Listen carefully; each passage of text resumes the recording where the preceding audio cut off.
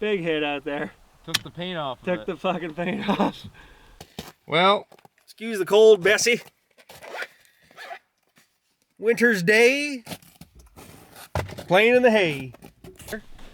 Out on the range today, we're going to take the 6.8 Western, a couple more loads of the 175 grain. Just get some velocity numbers, and then maybe after hit some steel around 500, I think it is there. So 500 with our factory ammunition, because we know the velocity's steady on that. Let's give her a whirl. Today's sponsor is Nikon, See Clear, See Far, depends. Shit while you hunt. Bill Dance here. Well, it's a nice day today, 0 degrees or so. Get these guns in the box.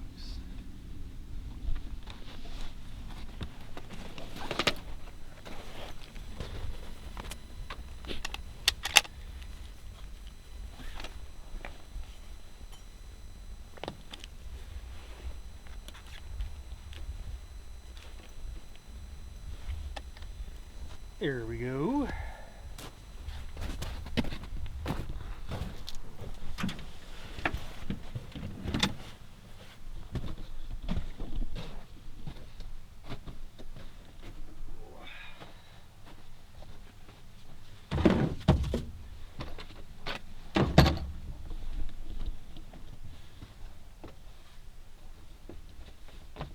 All right, I guess we just get comfy now, or what?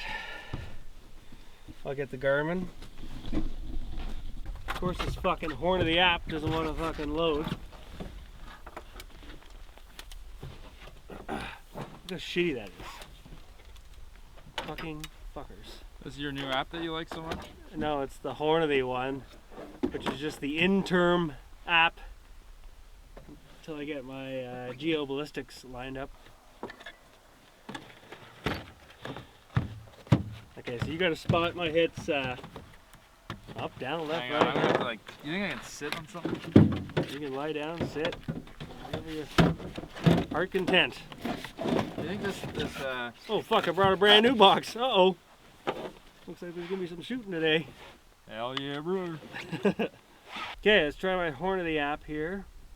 You said 570 yards. 571. I'll just go. Holy fuck. It's fucking tight back here.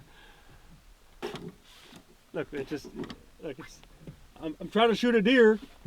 Fucking crash. Fucking fuckers. It used to do this. It's doing it again. What was it last time? 10 something? Why don't you use your new app that you like? Oh, but I don't have the copper impact in the app.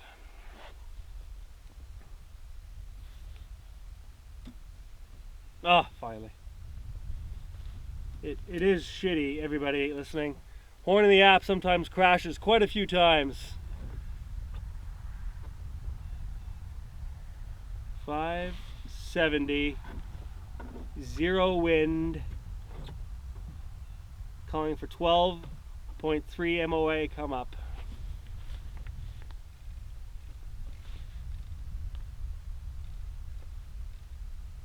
.3. I'll go 12 and a quarter. All right, let's try that. You got your eyes on the target? Yep. Just give me a... Yeah. I'll give you lots of time to settle in because I'm not even on the target yet. Hit.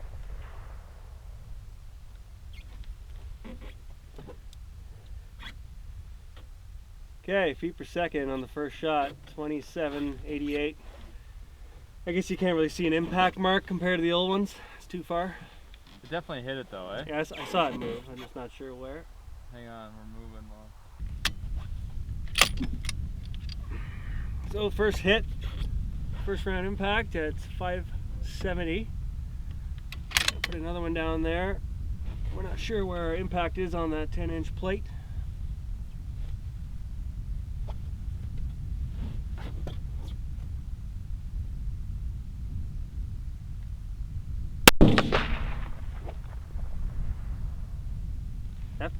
That sounded like a miss.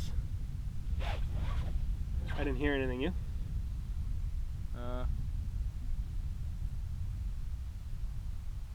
No.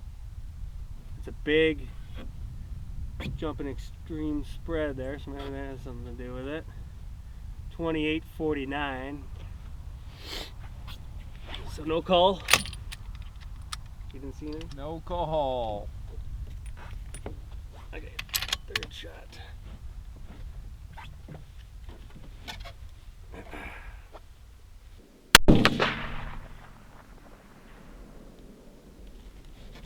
Nope. No. 28.63. So the first round made an impact with slower velocity. So maybe now with my higher velocity on these last two shots, I'm going over the target. So the first one I saw move the plate, just not sure where the impact was. I think so. And you zoomed up very good? I don't know, I keep shaking every time you shoot too, so. Yeah. Sometimes hard in the bed of a truck when we both move at the same time. Oh, I jump. What, are you scared? Yeah. Hit! One more and then I'll give it a break. Oh yeah! Big hit out there. Took the paint off of Took it. the fucking paint off. So maybe I was going over. I dialed down. You see it hit there? I guess all the paint flew off the target. Exploded it. I thought it fucking fell off. That's 28.55 again. So the first shot today was the slowest. Could have been a cold bore thing or just the ammo. 2.855. Now, what velocity do you have in your ranging app? Yeah, so in this data I have it at 2800 flat. And what's the average of those five? Average between those five. It's on the other page. It's right at the top here. 2840. 2840. Now, I wonder if you put that in the app if they'll give you a different. Yeah, it probably would. Extreme spread today is 75. So this box a little higher than the other factory stuff. Between 5 shots, standard deviation 27 feet per second, extreme spread of 75 feet per second. Max was 28.63 velocity. This is a 24-inch barrel. Smallest shot was 27.88. That was our first cold bore shot. Okay, we're gonna start shooting some hand loads here after the barrel cools and see what happens. Okay, we're gonna go down from 12 to 11.5. Really? Yeah. Based on a 2860 here. So now we're holding center plate. Okay. So 12 and a half. No. It's 11.5. Yeah, now 12.5. 11 and a half holding center. Okay. We're loaded. Yeah. You got eyes on her? Mm-hmm.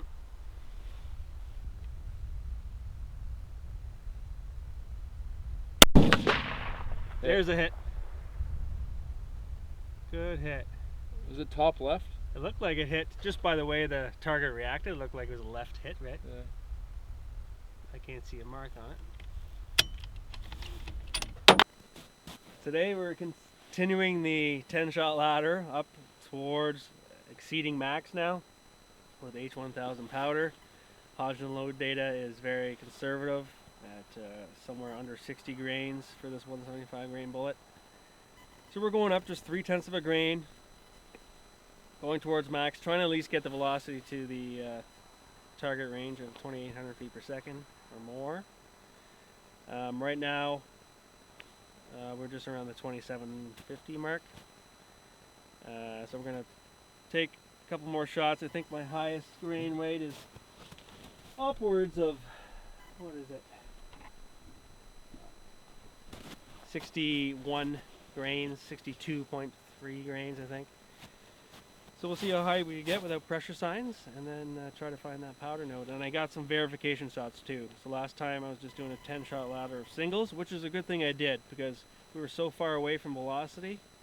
if I would have loaded 3 shots of each of those powder grains, it would have been a waste of components because it wasn't even close to where I wanted to go with target velocities based on Hodgdon load data. So it was good we just used that ladder test, only wasting 1 bullet per charge. Now we're out here today with, I think we're going to find our 2800 feet per second, and then I got a verification shot of the same powder grain. I could have gone 3, I just did 2. So that way we have kind of a double data point for each charge. Alright, ladies and gentlemen, we're back out here. We got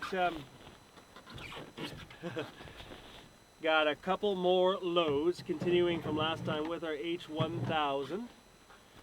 With that 175 grain Sierra Tip Game King in the 6.8 Western. Last time we did a 10-shot ladder, starting very conservative on the powder charge, working our way up just over max by a couple tenths of a grain. Now we're going to continue that height going forward since we were only reached up to 27.5 velocity, 2750. So today we're starting our load at 60.3 grains, and we'll see what kind of velocity that gets us. Should have got the 6-foot bed. Pretty short for a guy that big. Okay, like I said, starting with the 60.3 grains.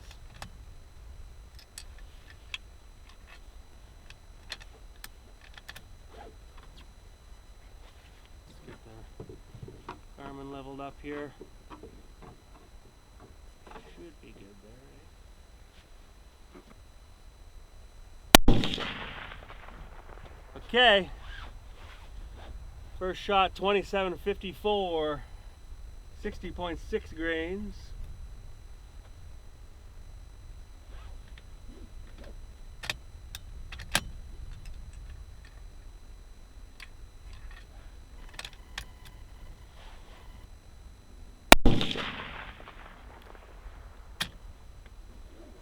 $27.82. What's your target velocity? Pardon? Do you have a target velocity? Yeah, like I want to get into the 28s. So I'm about 20 feet per second off. I still got, I should say how many charges I loaded. So 1, 2, 3, 4, 5, 6, 7, 8 charges, going up 3/10 of a grain from last time. I also got some double loads to kind of verify of each powder grain. Shoot one more possibly and let it cool. 60.9 grains.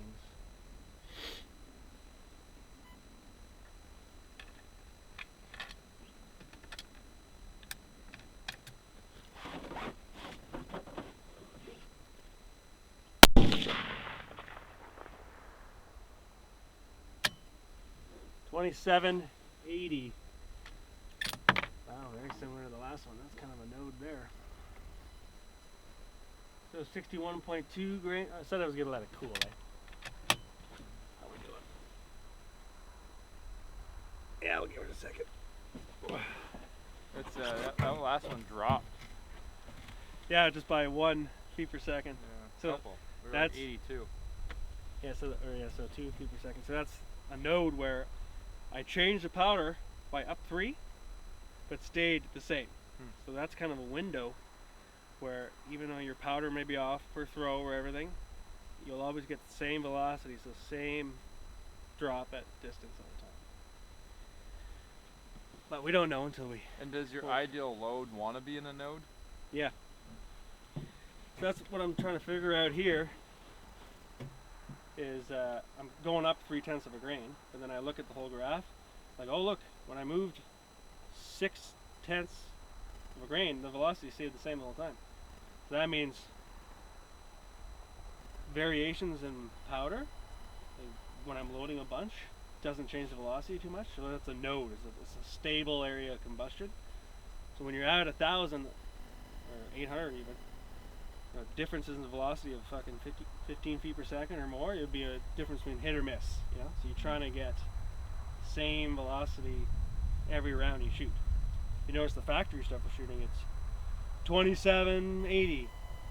1850, 1870. So it's like we could be shooting higher and lower, even though we're perfect on the gun.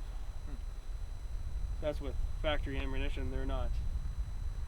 They don't find the stuff that's tuned for your rifle or how it likes the combustion, and then secondly, it might not have the perfect amount of grains per case.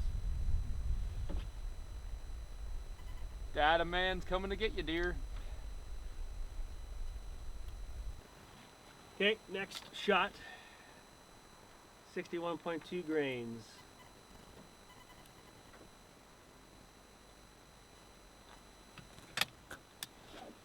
We're at 2780 in the last shot. Let's see if we could. This one probably will still stay under 2800 bullets.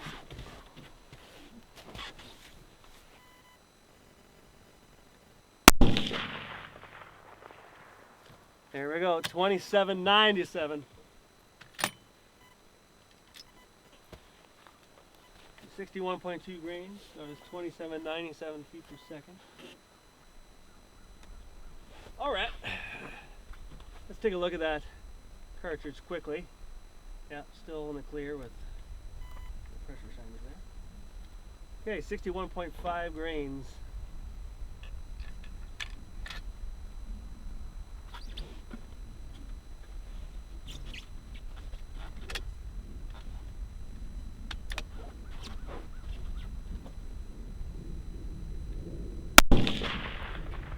Woohoo! Fastest one of the day at 28:25.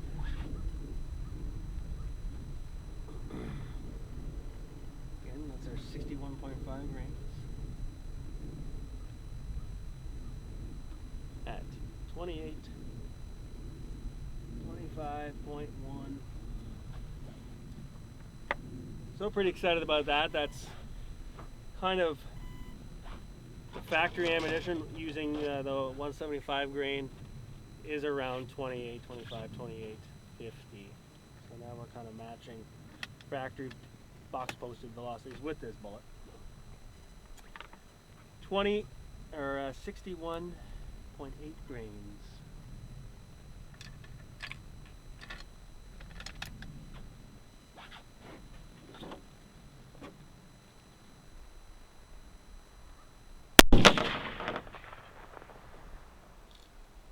There we go. That charge up there was at 28:20. So a small dip right there. Could be a node. 28:20.4. 62.1 grains.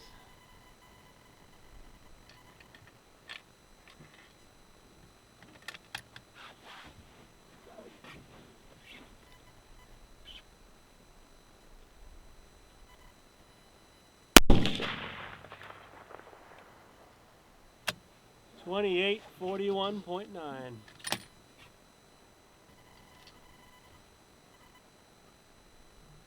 Still on the clear. So our last charge of the day, 62.4. So it looks like we're going to be in that 28.5, 28.50 mark here.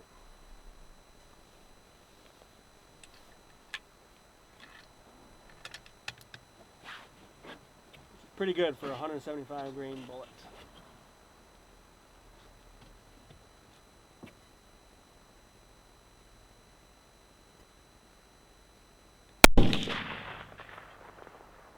There we go, 28:46.9. That's our highest charge of the day. I do have, like I said, doubles.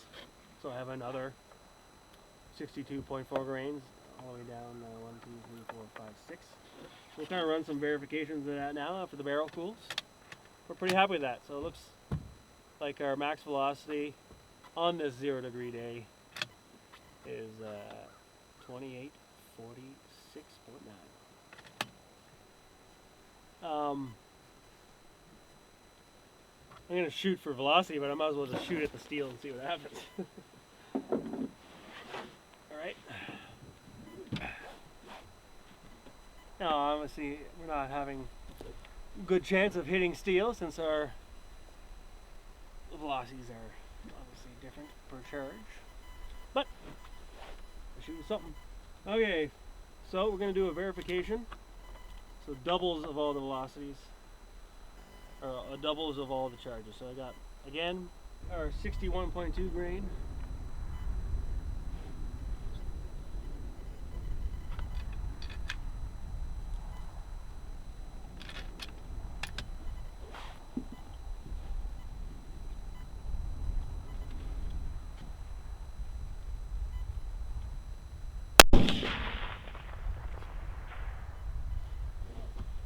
$28.62. Next one, 61.5 grains.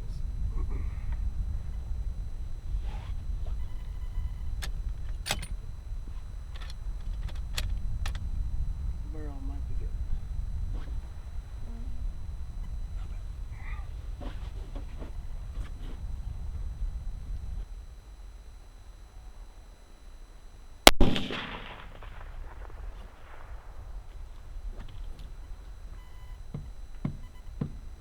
$28.29. $28.29. Wow, very close to the previous one with this charge, or $28.25. Okay, now looking at 61.8 grains.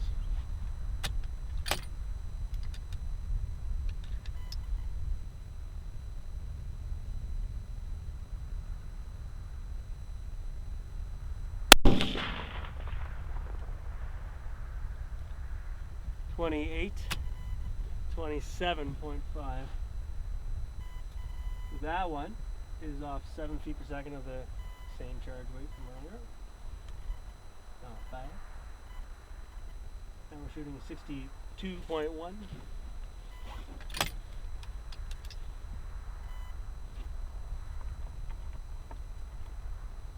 $62.1.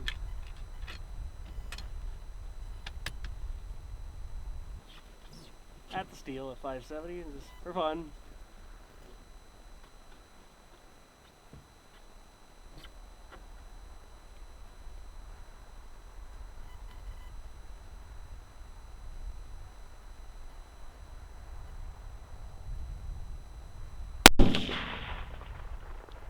Hit.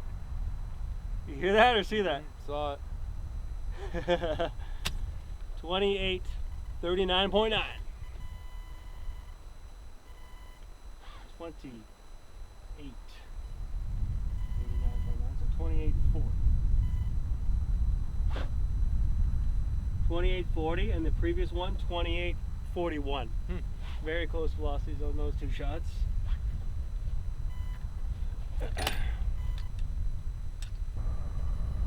But I already see some good data here.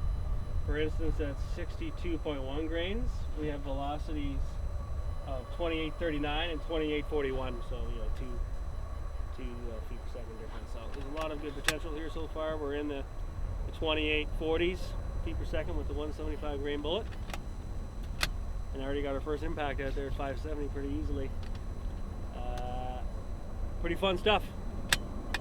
Now we'll switch to seating depth and shoot for groups based on the information of the powder charges here.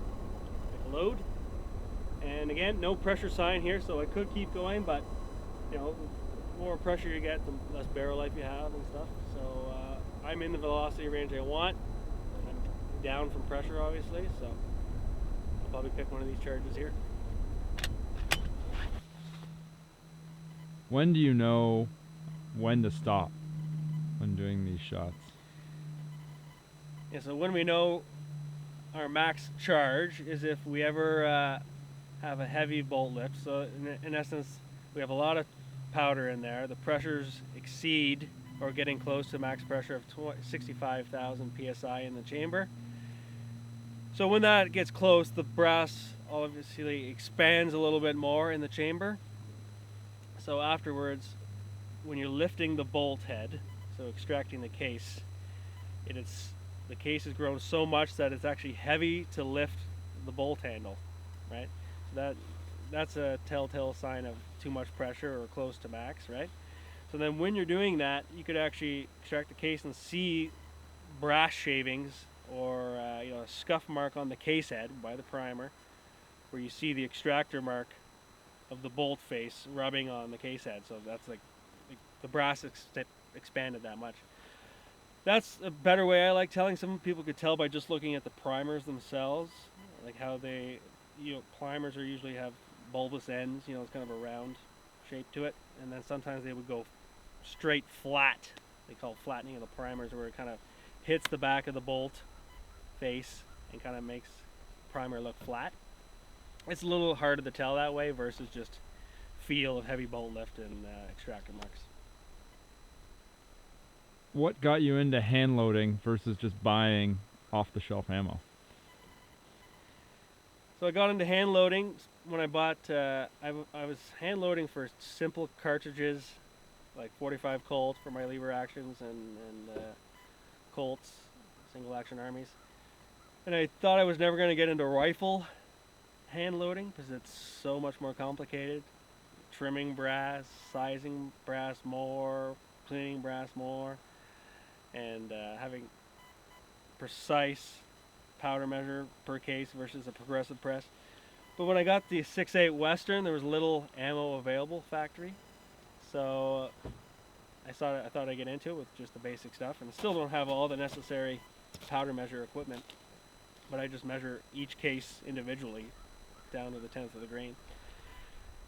So yeah, since there was no factory ammunition, started loading 6.8 Western, and it's really fun to do it. It's a fun experience, and then the main benefit of doing it at the end of the day is to have the most accurate ammunition tuned to your gun versus factory, which factories, when they make 270 Western or 270 Winchester or 6.8 Western, whatever, they're just trying to make a powder bullet combination that will work generically in everyone's gun. So they have a really, short cartridge, like the seating depth is way inside to fit in all magazine types. The powder charges they pick for their engineers is something that will work in everyone's gun, But this, when you hand load, you could tune combustion, get steady velocities, and steady velocities is key for long range shooting, to have impacts either high or low of the target if you're faster or slower. So having a steady burn rate that's consistent is key. And then afterwards I could tune group sizes with seating depth. Seating depth by pushing the cartridge or the bullet in the case a little more or out a little more. And so each bullet type tends to like a different seating depth in guns, right? So the jump to the lands, the beginning of the rifle. So there's a lot of work you could do to tune a certain bullet powder combination to your gun. You talk a lot about letting the barrel cool after shooting a few shots. What is the importance of that? As you see here today, I'm letting the barrel cool in between shots. A lot of it is just to be on the safe side, but barrel temperature's rising. It can be bad for your barrel if I shoot 20 shots in a row and just heat up. It'll reduce kind of the longevity of your barrel and steel over time. But mainly hot barrels, cold barrels has difference on point of impact. If I was shooting for groups, it would have a change on velocities. If your barrel's getting hotter and hotter, your rounds might shoot hotter and faster and faster. So it's usually to stay consistent in data's sake. That's the main reason I'm keeping the barrel cool. Is if I was shooting a 3-shot group, some guns like this one doesn't have a heavy sporter barrel. It's just a more lightweight barrel. It's not a heavy contour one. Heavy contour ones could shoot longer without heating up too bad. Because if I'm shooting groups of 3 back to back, I'll slowly realize my group size getting bigger and less accurate as the barrel heats up. Sometimes guns have that stringing effect of your impact is your point of impact slowly increasing on the paper as your barrel gets hot. So to avoid all that, stay consistent with comparing velocities against each other, it's best to have a cool barrel, between shots, and try to remain that consistent instead of having a variable in the background. Having a hotter barrel climb out through the day, it'll kind of manipulate the data there. So See you on the range. all right, this is Double Odd Buck, 1301 Tactical. 10 yards. Life is good.